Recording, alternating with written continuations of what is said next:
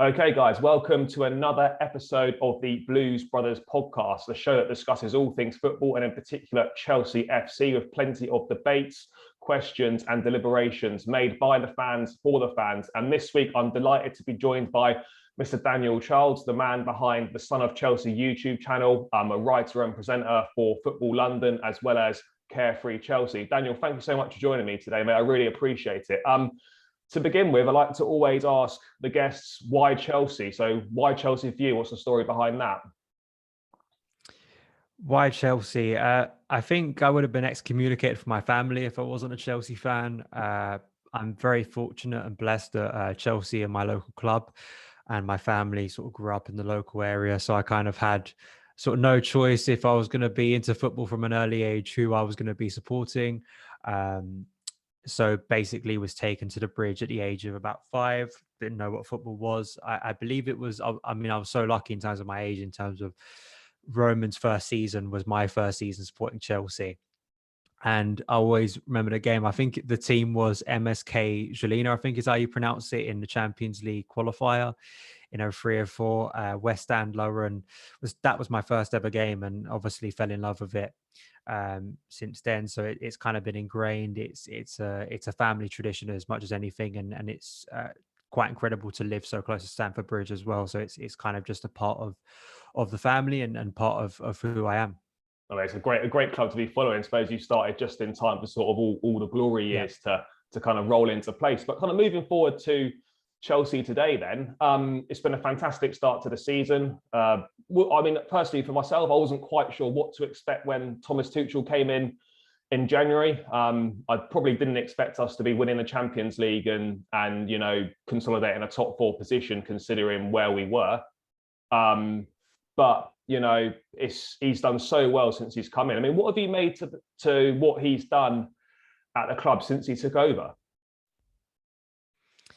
I think it has been incredible what Thomas Tuchel has done, obviously, for Chelsea. I mean, I was just watching the first episode of the documentary they've been putting out about Porto, and considering where he picked us up, Tuchel has really changed a lot about Chelsea in such a short space of time. When he picked us up in 9th, I think it was, and the feeling of how far we were away from where we used to be, say under Jose Mourinho, even under Antonio Conte, getting back to the top of the Premier League, competing with Europe's biggest clubs. I personally felt, and I feel like maybe there was a sentiment across the fan base about this, that Chelsea did feel quite a while. I'll say that again. I don't know if you edit that in post. I did feel like Chelsea were quite a ways from getting back to that sort of level again, and in such a short space of time to win at Anfield, to win a knockout tie in a Champions League for the first time in about 7 years, and then of course going all the way to the Champions League final in May and winning that. I think it's just completely changed the feeling around the club of confidence. Going into this season, it's really propelled us now, where you have a confidence that Tuchel's team is going to win. You believe that they can win big games. You believe that they are going to compete for the Premier League title. And that's kind of just flowed through the opening months of the season, really, even with a couple of setbacks we've had. I think that the way Tuchel's responded, the way the players have responded, the way he's been able to utilize such a big squad has been so interesting to me. And I think probably sends a signal of the positive atmosphere at Cobham, that you've got some players that you wouldn't have expected to feature so far, like Ruben Loftus-Cheek and Ross Barkley and Malang Sarr and players like that, who, even to an extent, Marcos Alonso, starting the season well. The way he's been able to really manage such a big squad and get the right results and put Chelsea in a place that at the start of the season, I think many Chelsea fans would have bitten your hand off for, going into the Leicester game at the weekend, 3 points clear at the top of the Premier League, about 4 points clear, I think, of Liverpool. So it really is set up for Chelsea to seriously compete for the Premier League title, which I think is kind of the base level sort of expectation this season. Whether we win it or not, of course, there are some very good teams competing with us, and there's still a long way to go in the season, but I don't think you can really complain about what's happened so far this season. It's kind of gone to plan. Yeah, I think it's been exceptional, really, considering, the start we had in the first 6 games, playing the likes of Arsenal, Tottenham, Manchester City, Liverpool, 3 of those games away from home, and then to come through a run of potentially easier fixtures as well, and to still be top of the league, 3 points clear going into kind of middle of November. I know we've got a bit of a tougher run starting now, but it's been the job's been quite exceptional, really. And as you mentioned about feeling confident going into games, I feel this is the first time, perhaps since Jose Mourinho's first spell at the club back sort of 2004 to 2007-8, where you go into a match as a Chelsea fan and you're not too concerned about losing. You don't look at the side and think we're going to lose a football match. And I think it's a fantastic place to be. I mean, going forwards, I mean, what do you think the expectation is for this season? Obviously, I know kind of challenge for the Premier League. Do you feel that's realistic? I mean, obviously, Manchester City, Liverpool, very good. Do you think we've got enough about us to get it done? I mean, the squad for me is arguably perhaps one of the best we've ever had. I know you could perhaps say Manchester City's might be better, but those are the two best squads in the Premier League. We've got the manager to do it. I think the only thing that I feel that might stop us is the amount of goals that we score. If we can integrate Lukaku into the team, play to his strengths, get him firing, that for me is the difference between winning the league and probably falling just short. Yeah, I probably agree with that. I feel like Lukaku is going to be the key, especially in the next run of games where it's going to be so crucial. My question mark is winter, as has been the case in previous years. Winter has kind of been a really troubled time for Chelsea. We've had some really good starts under the likes of Sarri and Conte and even Frank, in recent years, but we sort of hit the middle of the season, or what you'd call it, the meat of the season, where kind of your title narrative or your league narrative is kind of decided, and we stumble, and the team stops clicking, the goals stop going in, and sort of the rest of the season is kind of defined by just a fight for the Champions League qualification. I really hope Chelsea need to get away from that this year. I think that kind of is my first point, is that I don't want to be sat here in February and March and the only sort of thing to cling on to in the league is us getting into the top four, because then I feel like Chelsea haven't really moved forward at all. We need to move away from that. So I've consistently said this, on my YouTube channel, on the work I do at Football London and other places too. I'm kind of bookmarking the Liverpool game on the 2nd of January as kind of a point, not in terms of the result, but in terms of where we are when we get to that game. If we get to that game and we're kind of where we are now, very close to the top of the league, really up there, then I can confidently say, well, we're in a title race. But, if we've dropped down a few points, if we've had a run of bad results and the complexion has changed, then I think maybe we can make a more certain sort of feeling about and prediction of where we're going to be for the rest of the season. But I do think what Tuchel has done in terms of rotating the squad very well, you kind of hope that will give a sense of freshness going into this period. Like, it's not Tuchel, unlike a lot of other Chelsea head coaches, isn't consistently playing the same team week in, week out. And maybe there won't be that burnout that we're concerned with in terms of when we get to this difficult run. Tuchel is very happy to rotate the team, very happy to bring players in and out of positions when he deems it necessary.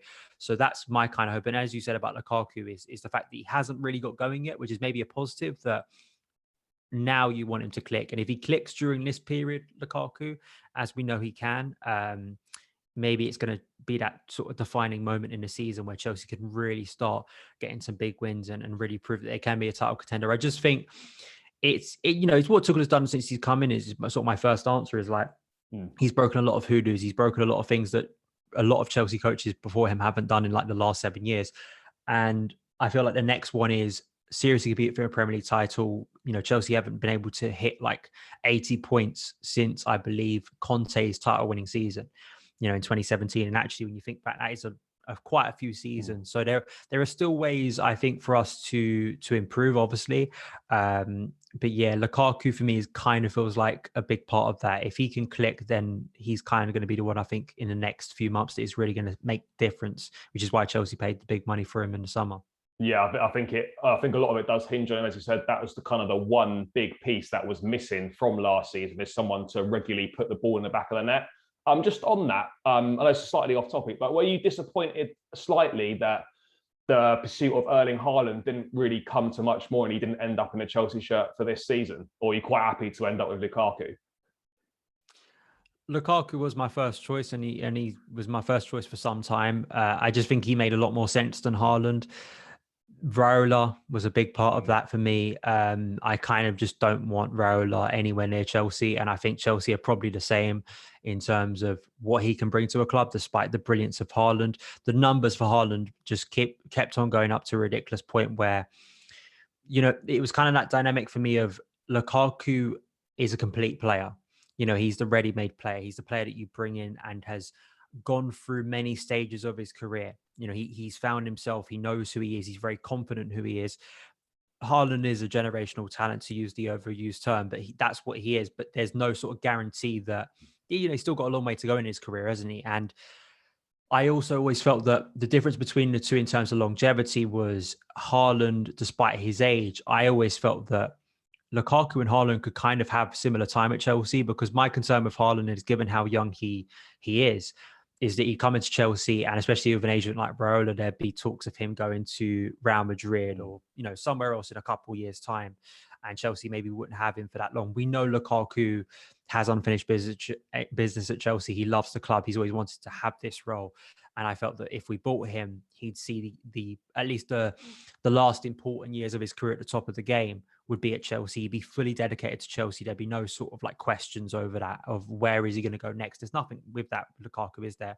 And I just felt as well that, he just, as I said, his overall skill set, I think, suits Chelsea a lot more. Haaland, I think, is very much obviously an amazing goal scorer, but there are maybe parts to his game where he's just a little bit more selfish. He can't really connect maybe with players as well. And that's a part of his game that's going to develop over the course of his career. So yeah, Lukaku for me just was always sentimentally as well. I felt that it was always the one that meant a lot more to me personally as a supporter, seeing him come back and feeling like he would be fully behind sort of the Chelsea projects. So I kind of have no regrets with Haaland, to be honest. He's such a young player that in 6 or 7 years he could come to Chelsea, and then it's not like Haaland is now gone forever. Football, unfortunately, like football development is not a linear sort of we don't know where Haaland's going to be. He may not continue to rise. He may have an injury. He may make a bad transfer move. He may drop in form. And like Lukaku had a few difficult years at Man United. If you'd watch Lukaku at Everton, you felt his career's going like that. But then he had a few difficult years at Man United, had to go somewhere else, rediscover himself, become an even better player before returning to Chelsea. So I think Lukaku is the perfect centre forward for Chelsea right now. I also think I'd agree with that in terms of the mould of centre forwards. Look at the successful centre forwards that Chelsea have had over the years. I mean, admittedly, not that many, surprisingly, but your two main ones in your Diego Costa and Didier Drogba. It's the same profile, that sort of physical presence at the top end of the pitch. That's what we've had success with. So yes, whilst Haaland, as you said, is an unbelievable player, a great goal scorer, would he necessarily be the right fit for this system? But perhaps not. So I think Lukaku can do a lot more. Haaland's game will obviously develop, and as you said, we could see him in a Chelsea shirt at some point in the future. But yeah, I think Lukaku was the right one for the club to go for, definitely. But kind of looking ahead to this weekend, obviously Premier League's back. Chelsea heading to Leicester City. Always a tough game against Leicester. Not started this season great, but they are a team that can pick up a result. Obviously beating us in the FA Cup final, unfortunately, last season. And also this game ultimately ended up being Frank Lampard's last game in charge as a Chelsea manager when we lost 2-0 there last season. What are you expecting this time round? Saturday lunchtime. Obviously lunchtime kickoff after the international break, never ideal with players coming back late. How do you see this game going? I think you've always got to expect a difficult game at Leicester, given the talent they have. I mean, I do know they're without Yuri Tielemans, who obviously scored in the FA Cup final and is always a dangerous player. He kind of a bit like whether you'd say N'Golo Kante or sort of Mason Mount for us. He's kind of that link player. He's someone that you feel has to play for Leicester to play well. I'm saying that now. Leicester will probably turn up and beat us on Saturday, but I am cautious about it because it is that 12:30 kickoff. Tuchel was just awarded Manager of the Month, which is always a curse if you're going into the next game. So there are some warning signs there. Having an away game, this like early away game at a tough ground post the international break is probably not the ideal situation for Tuchel. I'm sure he would have probably wanted it the other way around, where we had Burnley at home and then Leicester away before the international break, if you know what I mean. Like, I think maybe there'll be some awkwardness there. But, Leicester haven't really started the season that well. I mean, I watched their game against Arsenal and, Arsenal took them apart. They really did. I know that Ramsdale made a few brilliant saves, but defensively, I thought they were really exposed. And I do wonder if that FA Cup final was a real turning point maybe for Tuchel, in terms of, it's not like he was doing anything bad at that point from Chelsea. You know, he'd gotten us to the Champions League final, I think, by that point when we faced him in the FA Cup final. But just I thought tactically, or at least personnel wise, he made a few mistakes that day, you know, starting Alonso over Chilwell, maybe just that feeling of, you know, Chelsea being a little bit turgid and maybe not having the right mentality going into that game. I'm intrigued to see what he does against Leicester on this Saturday, because Chelsea haven't won there in the league since 2017, I think, under Conte, when Morata scored. So that's how long ago it was. I'm intrigued to see as well how he fields the attack, because Lukaku, I'm not quite sure if he's ready to start. I mean, I've seen some pictures of him training with the ball now, but it looks like he's still training alone, which is always kind of a sign. I mean, we're recording this on Wednesday evening, and I'm not quite sure if he'll be fully ready to start that game. He may be on the bench. He may not even be fully available for the squad. So we'll have to see on that. But there are certain players I want to see start this game. Like, I think have to keep on starting Callum Hudson-Odoi, who's been brilliant. I think especially at left wing. I want to see him at left wing again creatively. I just think having that consistency is so important for Callum. And I don't think he could have performed any better in the previous run, to be honest. I think Tuchel gave him that opportunity. You can kind of go, oh, injuries allowed the space for Callum to get that chance finally. But given some of the other players who've been in that position, I think Callum's consistency and the things that he showed, albeit against poor opposition at times, I think is enough for me to want to see Callum stay in that starting 11. Reece James, I think, is the other interesting one for me, because tactically against Leicester last season, Reece was used as a right centre back to kind of deal with Jamie Vardy's pace. And I'm intrigued to see what Tuchel does. And I actually hope Tuchel doesn't do that again, because Reece is just in the form of his life at the moment. Creatively, he's been incredible this season. And the wing backs, both him and Chilwell, are just so essential to the way Chelsea create chances and the way Chelsea flow as a team. So I really hope that Tuchel doesn't think to himself, yeah, sure, we've got maybe concerns about the pacing behind, but I look at someone like Trevor Chalobah, for instance, who's got more than enough speed, I think, to cope. And that defense is so rigid. So there are intriguing things for Tuchel to do tactically. But it seems like, fingers crossed, we have a clean bill of health going into this game mostly. There's some players who, of course, need to get back to fitness. I'm not quite sure about Werner, because he's not been training apparently. He's still not at Cobham. So there are some question marks over there. But I feel we should, like, the performance against Burnley, it's always hard to know, because an international break obviously disrupts that rhythm. But the performance against Burnley, I think, was really good. I think it was one of Chelsea's best creative performances of the season. The problem was Chelsea just couldn't finish that day. But I feel Tuchel's sort of feelings after it were pretty good, actually, in terms of sort of reflecting on the performance and saying, actually, we played well. The stats show we were creative. So you hope that Chelsea can continue that momentum against Leicester. So it's going to be a tough game. You've got to expect it against Leicester. But I feel like there are areas for Chelsea to exploit. And I actually feel like a team like Leicester, who want a lot more of the ball and may actually come on to Chelsea a bit more, always is going to help Tuchel, because I think he loves to use this Chelsea team to play on transition and play on counter-attack, you know, and I think that's where Chelsea can thrive on Saturday. Yeah, I think there's, as mentioned, you know, it's nice to have a lot of selection, kind of not headaches as such, but selection issues perhaps. I don't think we've had that for a long time. And one of the best things about Tuchel, I think, since she's come in, is the fact that it doesn't matter who seems to play, the performance levels are always so high. So you don't have to worry about someone stepping into the back line, because we always seem to keep a clean sheet or give up very few chances, etc. Yeah. I mean, then we're going to probably presume that Lukaku isn't going to be fit to start. Presuming that, who do you feel should spearhead the attack? Are we thinking Kai Havertz in that kind of centre forward position?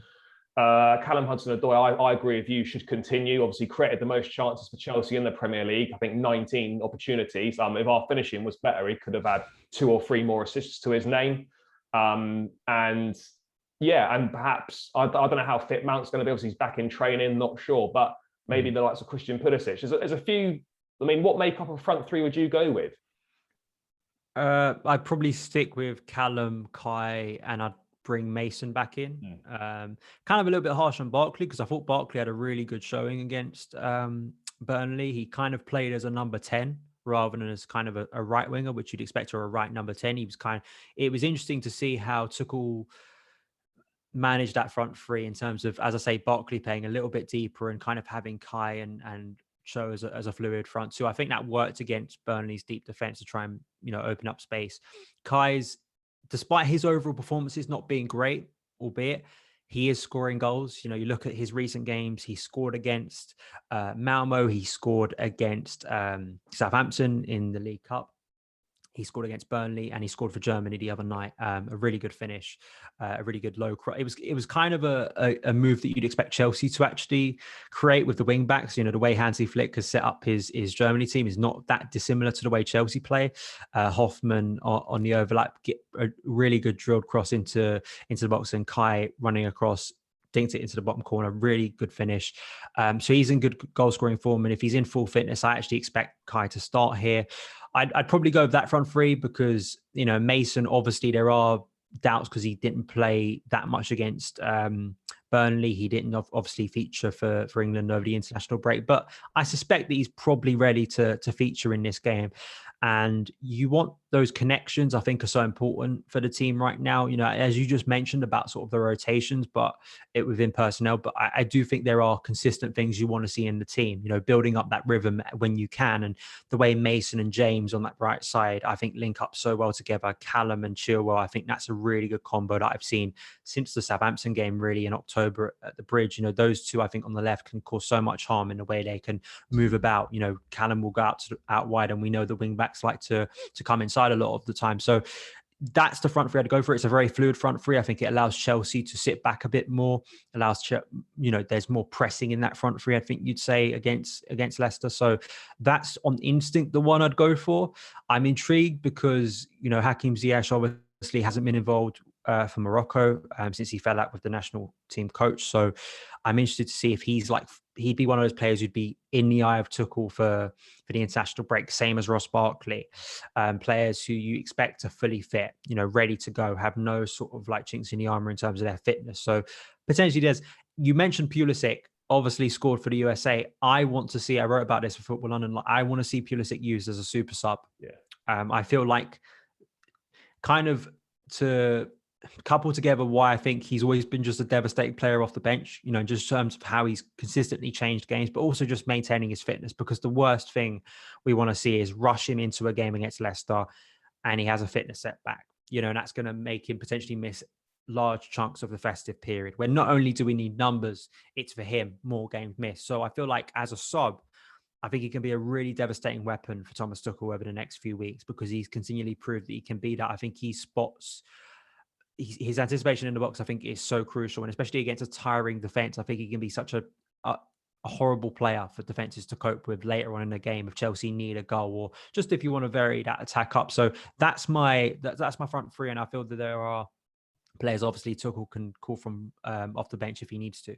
Yeah, I say, like, so many options in that front three and so many options from the bench that can cause problems later on against tiring defences. Leicester defensively this season for Fana has been a massive miss for them. They haven't looked as solid as they usually do, kind of chopping and changing between a 3 and a 4, trying to find something with the personnel he's got available. So there's definitely something to exploit there for our attacking players. Just last thing on the game, obviously in midfield, Loftus-Cheek, we touched on him a little bit earlier. I think he's really been outstanding since he's kind of found his way back into the side. I think every time he's played, really, he's been exceptional, whether he's been part of a 3 in the middle or a 2 in the middle.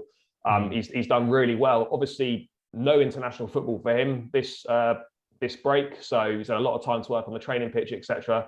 Do you feel this could be a game that we see him from the off, given that Kovacic probably isn't going to be fit and you're left with Kante and Jorginho? I would like to see Ruben play, because it's just, the comments from Tuchel after that Malmo game, which is the last game he started, where he was like, he's really bigging him up. He was saying, Ruben is too talented, and then he's on the bench the next game. And I wouldn't say that was a wrong decision, actually, because you can kind of in hindsight go, when Ruben came off the bench, Chelsea's attack didn't look as good as when, he wasn't on the pitch. So that's a difficult thing for Tuchel to manage. But I would say that, against a team like Leicester, who obviously have quite a few internationals themselves who've been out and about over this break, Kante and Loftus-Cheek, I think, is a really interesting double six to me in terms of the mobility both have, the way Ruben's really settled this season, and I think has proven a lot of people wrong. Even myself, I've been a massive Ruben fan since his earliest days, and I just was I just wanted to see him succeed. You know, when he got that injury, it just felt like such a big knock to him, and seeing him at Fulham last year, not really setting the world alight. But I think in retrospect, that loan was simply about getting fitness and simply about having a season where you're just fit and you're playing and you're getting minutes at the top flight again, even if you're in a team that gets relegated and you're not always playing in your favorite position. I think that was so big for Ruben to get through a full season. I think mentally, as he said recently, that's been so big. He feels so much more confident inside his own body again. You know, he's not kind of scared when he's making, you know, quick turns on the pitch, especially with the injury he had that was so devastating to him. And you just see the quality he offers, you know, the way he can do things on the pitch that are just, he just is a complete different type of midfielder that Chelsea don't have. You know, not only I think aesthetically, but I think in terms of the dynamic he has of being so physically dominant, but also having the feet of like a winger. You know, I at times watching Ruben, it's weird because I know that pundits like Rio Ferdinand have sort of compared him to Yaya Toure. I understand that obviously when he's, you know, driving forward, shrugging people off his frame, but you know, his quick trickery is like, as I say, something I'd expect Eden Hazard to have. You know, really a smaller player, and that's just what makes him such a great player to watch. So I'd like to see him start because I think he's fresh and I think he deserves minutes. And Chelsea are going to be playing a lot of football. You know, only a couple of days after Leicester, a massive Champions League game at home to Juventus, and that's where Jorginho, I think, comes into effect, because European football, I just think, suits Jorginho naturally a lot better at anyway. I think that's the kind of game where you expect Jorginho and Kante to be the double six, but I feel like Ruben deserves a chance in what would be a higher profile Premier League game, to be honest. Yeah, I think that's the next kind of step in his development under Tuchel, is to earn that trust to start in your big games. And this is a massive away game. I think he's definitely done enough to warrant starting there, and he can definitely do a job. And, you know, he's someone that is so different to anyone else you've got in that position. You know, his physicality, his touch on the ball, his range of passing, the fact that he's always forward thinking and he picks up the ball and drives forward with it. Not the other guys are top players, but they don't offer that in midfield. They offer something different. So it's refreshing to see someone whose first instinct is to pick the ball up and to look forward, rather than to slow the game down and just play like a simple sideways pass like a Jorginho might do. But yeah, it's going to be an interesting game. I think it's important if we can win this game. It'll be a big statement of intent that we actually are serious contenders this season. Come back after an international break, early kickoff, tough away game. I think if we can win this, because it's a big week, got Leicester away, then as you've touched on, Juventus in midweek, followed by obviously a struggling Manchester United the following weekend. If we can get through this week without losing, then I think it bodes well heading into that Christmas period. But yeah, it's certainly going to be an interesting game for sure. But kind of moving away from the Leicester game, how refreshing is it to finally see kind of the academy producing top players? I mean, because for so long, it's only really been JT that had come through and was a regular in the first team. A lot of money's been invested into the academy. You know, we won so many youth cups on the spin, 3 or 4. We've won UEFA youth leagues, etc. Yet we weren't seeing those players coming through and getting a chance in the first team. But, you know, now you see the likes of obviously Conor Gallagher making his England debut. There we've got Mason Mount, Reece James, Chalobah, in Ruben Loftus-Cheek, Callum Hudson-Odoi in and around the first team getting minutes at the moment. What do you think's changed for us to now start producing these players? I think a massive stroke of fortune with the transfer ban, which is arguably the best thing that's happened to this club in a very long time, because it opened up a door that I know Chelsea at the time when Frank came in, there was like press briefings, or at least journalists who were well connected at the club said this group of players, so the likes of Mason, Tammy, Reece, Tomori, you know, players that came through under Frank, were a better group, a higher talented group than, say, those that came before a few years earlier. But I don't think there's any doubt about that glass ceiling being shattered by Frank, really opening up a door. And I think what it showed Chelsea and I think it vindicated was a lot of people's belief and trust in Cobham and the belief that these players were good enough to make the step. They didn't just simply have to be a way to make the club money. We can upgrade our first team with players from our academy. And that has been the big lesson from the last 2 years. I don't know what other main lesson you take away from Chelsea over the last 2 years, because even looking at, and I'm sort of going all over the place, but I think when Tuchel arrived, there was kind of this belief from some that Tuchel's arrival was a rejection of the youth project, as if that he was just going to revert to experienced players. He played basically a very experienced team, not many youth products in that first Wolves lineup. But by the end of the season in Porto, you know, Mason Mount plays the pass that wins the Champions League. You know, Kai Havertz, obviously not a youth product, but scores the goal that wins the competition. Ben Chilwell, another young player that's, you know, Chelsea have really invested in. But then with the academy products, as I said, with Mason Mount, you've got Reece James, who had an astonishing game that night. Andreas Christensen came off the bench. This season, Trevor Chalobah coming through as well. And Ruben, that we just spoke about, Callum Hudson-Odoi.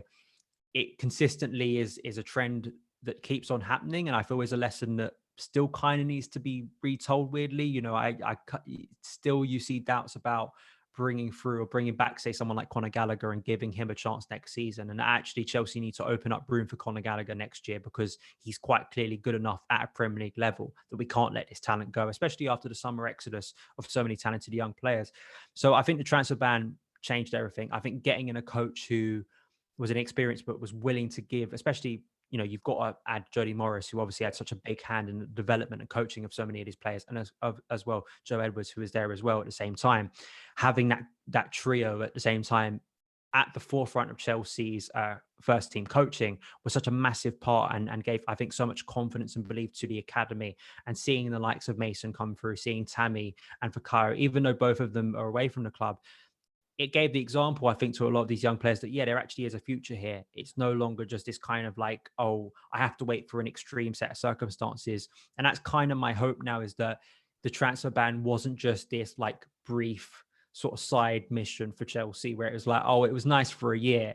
No, it's actually saving us money. You know, if we can upgrade our team and fill our team with players from the academy who are clearly good enough, who I think understand the culture of the club, technically good enough, you're not only increasing the quality of the first team, you're saving money in the transfer window to sign players like Romelu Lukaku. I think that's the frustration of a lot of supporters over recent years, is seeing us spend 30 to 40 million on players who don't radically upgrade the first team and maybe block the path of someone else. And I think it's interesting this season, the story of Saul Niguez, actually, because I feel like 2 or 3 years ago, Saul Niguez would have absolutely been playing every single week for Chelsea, you know, but now he is out of the first team because of Ruben Loftus-Cheek, basically, or at least way at the back of the pecking order.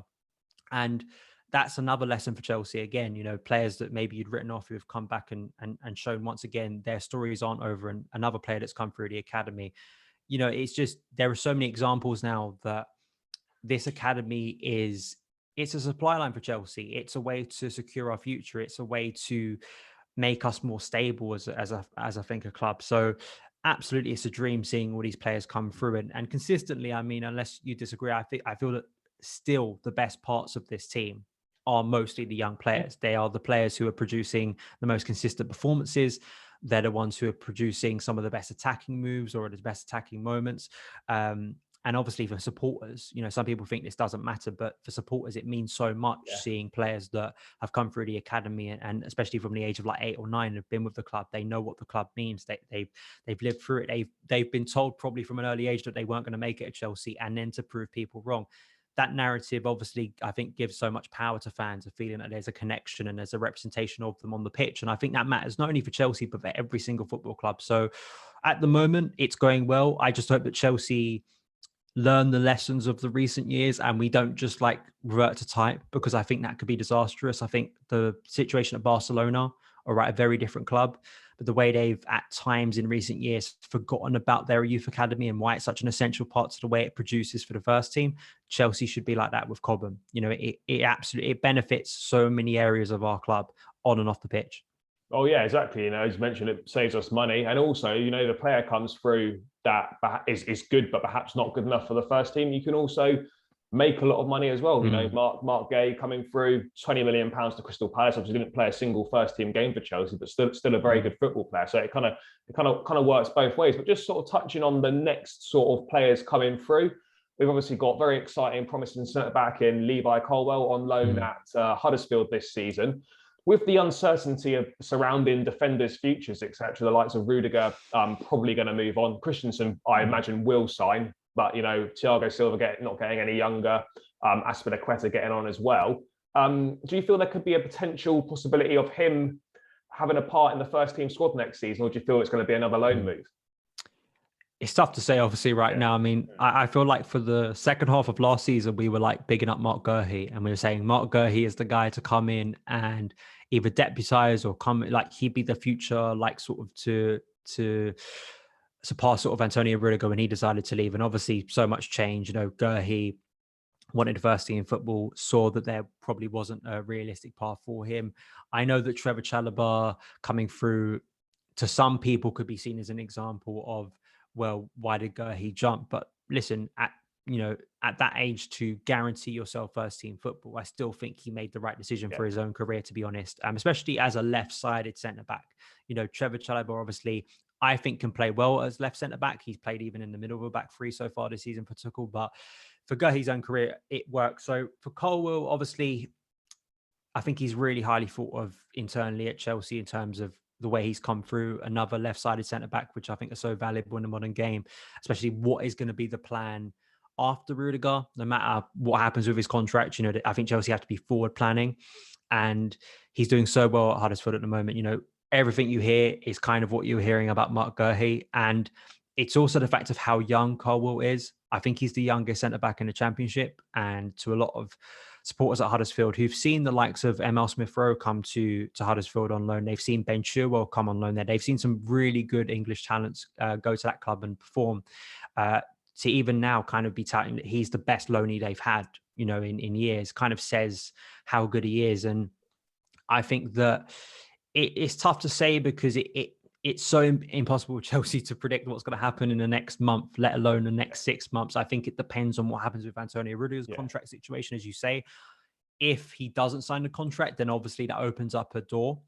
But even if it does open up a door, my feeling is that Chelsea with Jules Koundé isn't going to completely die out. I think there's a reason Chelsea pursued Jules Koundé, and it wasn't just a case of a insurance policy instead of, you know, in case a few centre-backs left the next year, which I think it probably is in one aspect, but it's quite clear Chelsea have looked at Jules Koundé for a number of years, and he kind of fits the profile, doesn't he, of players that Chelsea have been signing recently, you know, young, really talented European players who you feel like are going to make that jump to the next level, even though they're highly rated. You know, Kai Havertz, maybe you throw Timo Werner in that bracket, obviously Ben Chilwell too. You know, kind of that level of player, younger player who you can see longevity with at Chelsea. So that obviously then creates another block in the path of Colwill potentially. And I guess the difficulty and the awkwardness for Chelsea now is the previous summer has created maybe a headache for Marina and for the club, because as much as there's examples in the first team for players at Cobham to say that you can make it in the first team and you can make a career at Chelsea, you don't have to go elsewhere.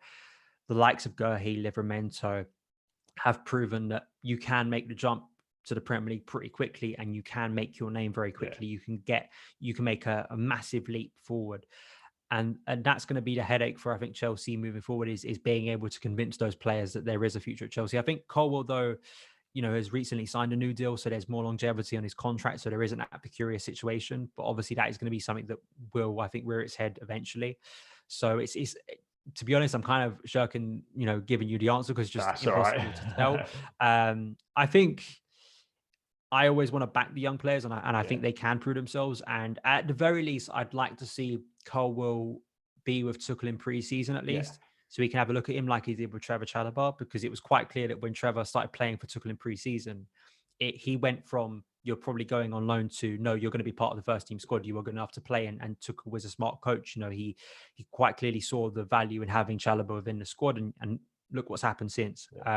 So Colwill potentially could come in and do similar. You know, he could very easily make the case that you don't need to go and spend 60 million on someone. You know, you've got the answer right here. So at the very least, I think him being involved with the first team squad after Huddersfield for pre-season, which I hope is a little bit more substantial next year than this year, would give him the opportunity, at least for Chelsea, to pause and think before sending him out on loan again. Most likely to a Premier League club you'd expect would be his next most natural move elsewhere.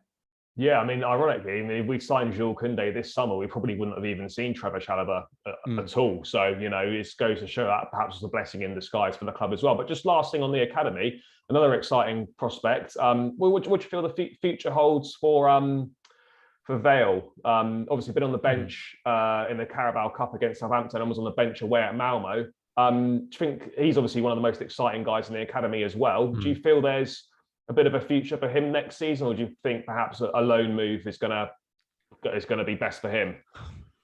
I sort of looked at, I know Tino Andrin, for a while before he made that loan move to Moscow, was kind of looking to take a different path. He kind of wanted to stay with the first team, and a bit like how Foden didn't get a loan away from Manchester City because, staying with Pep Guardiola, learning the system, really embedding himself in there, and then of course slowly being integrated into the team to now the level where he's like a guaranteed starter and one of the best young talents in European football. So it's not, I don't want to give the impression that there's just like some simple formula that with every young player that you do, and it's always going to work out because there's so many variables, obviously. But with Vale, it's good to see him involved with the first team squad. Going obviously to the Malmo game, didn't get off the bench, but I think that's probably a valuable experience to him to be involved with the current first team.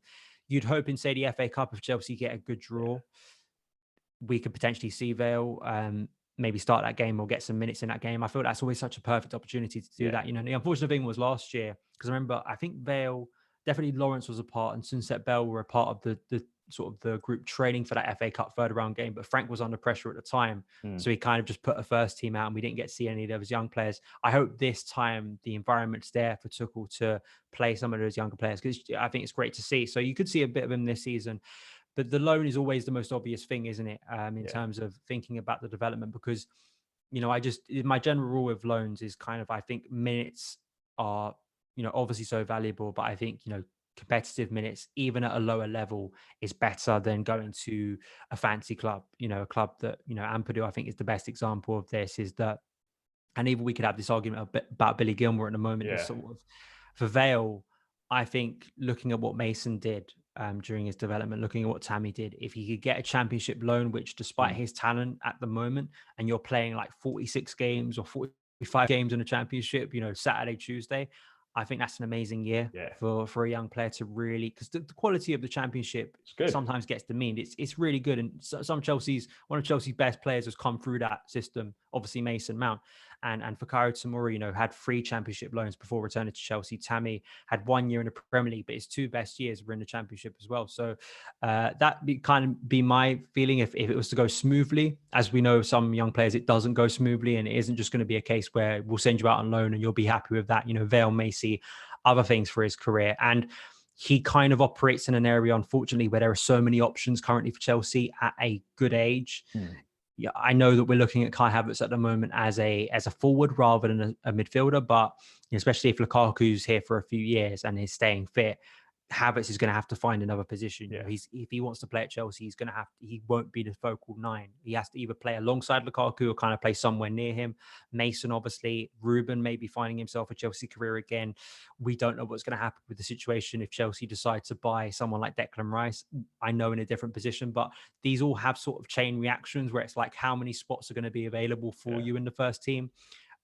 So I feel like the most obvious optional answer at the moment is to say that Vale will probably stick with the first team. If Chelsea win the Premier League this year, I think that's probably amazing for him to be around that, because I remember Christensen being around at a time when Jose won the league title with us and won the League Cup. And I can only imagine that probably benefits a player just being around that experience and maybe having that motivation that they want to be part of that one day.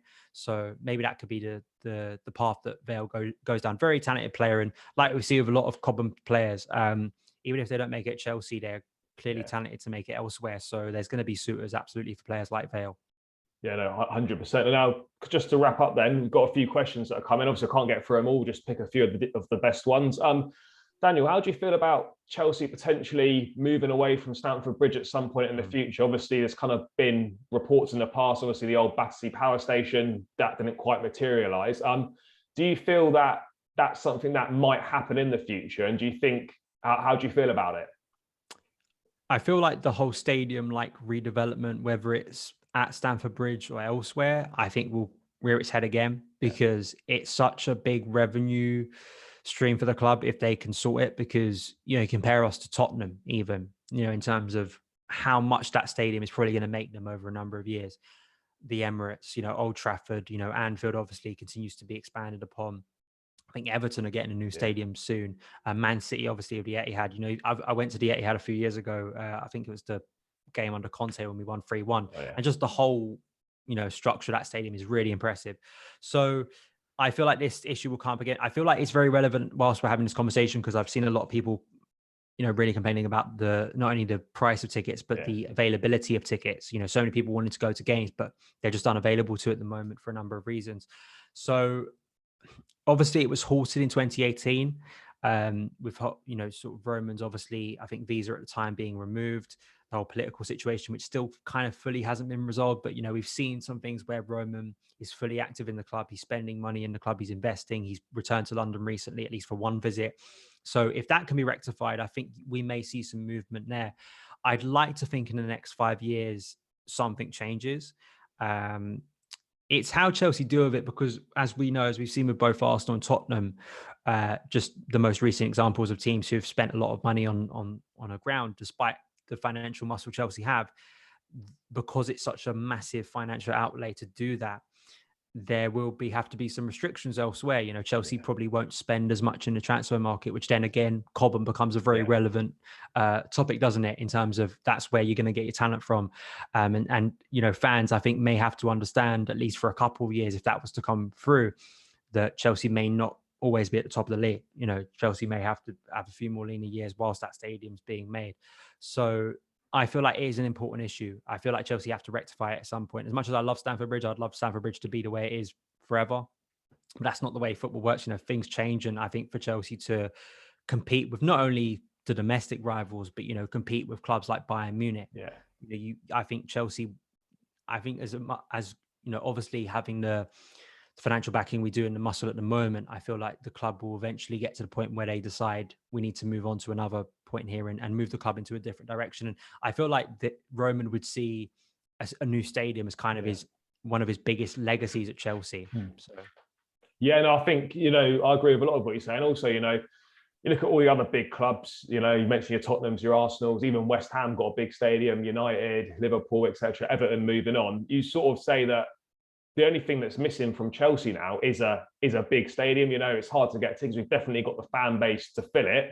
It's just obviously a shame that we can't really expand where we currently are. Obviously, don't own the hotels, etc., around the ground, so it's quite difficult. If we're gonna get a new stadium or increase capacity, we've got to move elsewhere, and that's obviously a massive decision for the club to make. But yeah, I do agree. I think it's something that, unfortunately, as football evolves, we need to evolve with the times, and we probably are going to need to get a new stadium at some point in the future. On to the next one then. Was Frank Lampard turning down the Norwich City job the right thing for him to do?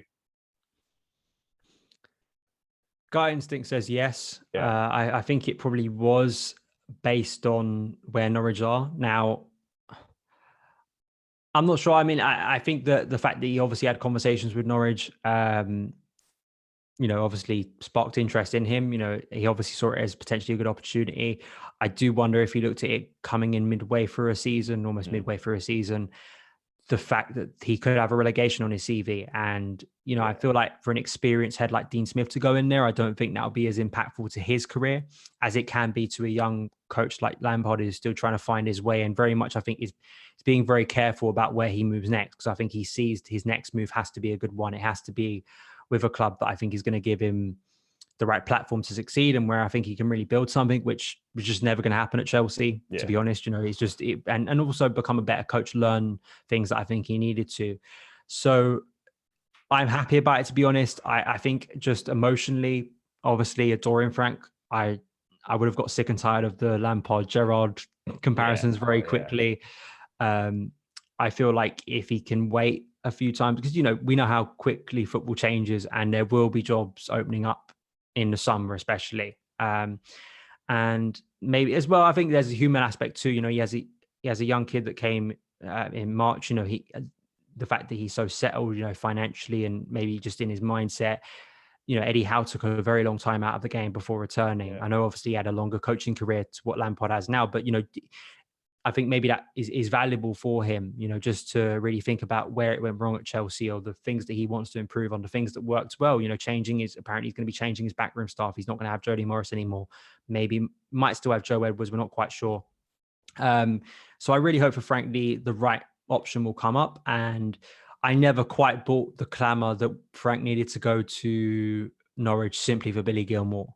Yeah. Because I think that's actually a bit patronising to Billy Gilmour, to be honest. I think Billy Gilmour's proven already that he's a very talented player that doesn't need a certain coach to succeed, as we know with what he's done for Scotland so far. So that was never a pure reason why to get Lampard into Norwich was purely for Billy Gilmour. Of course, we knew Gilmour would have been very central to Frank's plans, but I'm intrigued to see what Frank does. I mean, there's a great piece that's been released today, actually, as we're recording, from Matt Law, that really gives a lot of insight into what Frank's been doing since he left Chelsea in January. So I'm really excited to see what he does next, because I do think there are a lot of positives at Derby at Chelsea that I think can really be improved upon. And obviously things he, as a young coach, sorry, just got a tangent. That's right. Always one of the things that just amazed me was the idea that someone in like their second or third year of coaching would have drawbacks and would have things they needed to work on, as this was like some breaking news. I mean, of course, unless you're Pep Guardiola, of course you're going to make mistakes. Yeah. Thomas Tuchel, I've been reading a book about him recently, and he made mistakes in his early years at Mainz, despite, it going very well for him there. So I feel like the next move is so key, and I really hope it goes well for him. And obviously going to be watching very closely when he does make that move. Yeah, I think it is. I think it is massively crucial. I mean, the Norwich one, it would have been a great project for him, but as a young manager, you sort of don't. I mean, I wouldn't look at it this way, but the cynics look at it as in like failed promotion with Derby, sacked by Chelsea, and then a relegation with Norwich, all within sort of like 3 years of being a manager. You don't really want that. So I think it's important that it obviously takes relevant time out of the game, perhaps, has a look at himself, analyses himself, and then picks the right project for him. Because as much as we would have liked to have thought that, Chelsea was going to be this new long-term project, we're going to change the way that we operate as a club by not sacking managers, it was never going to be the case. But the next move is crucial for him in terms of getting back on that coaching ladder and rebuilding. So I do think if there's a top manager in there, and I do think that he, you see Gerrard go to Aston, but I think Lampard can go to a club like that and do very well. But the next move is vital. That seems like a good place to end. Daniel, thanks so much for your time. Really enjoyed that. If people want to check out more of your work, where's the best place for them to go? I think the easiest place, I think like a lot of people, is just Twitter, because that's kind of where I post all of my work, and it's a very easy place to then get to other pieces of work that I do. So Twitter @SonofChelsea. Obviously, my work, kind of my day job at the moment, is for Football London with the new Carefree Chelsea project over there, writing regular articles about Chelsea on the new Carefree Chelsea YouTube channel, which you can go and subscribe to. A lot of great podcasts, great guests on there as well that we're getting at the moment. And then Son of Chelsea, which has been sort of a very long-term project for me, where I'm still posting videos about Chelsea as well. So Son of Chelsea, and I'm a writer as well and contributor to CFC UK fanzine, which comes out every month, and you can get for only £1 outside the bridge. So that's probably I think that's about it. Sometimes you lose track of like all the things that sort of can be involved with, but I feel like that's the main three I need to promote. So that's it. Yeah, perfect. I'll link that in the description below. So guys, make sure you check all that out. That brings up full time another episode of the Blues Brothers podcast. So guys, thanks a lot for listening, and we'll catch you in the next episode.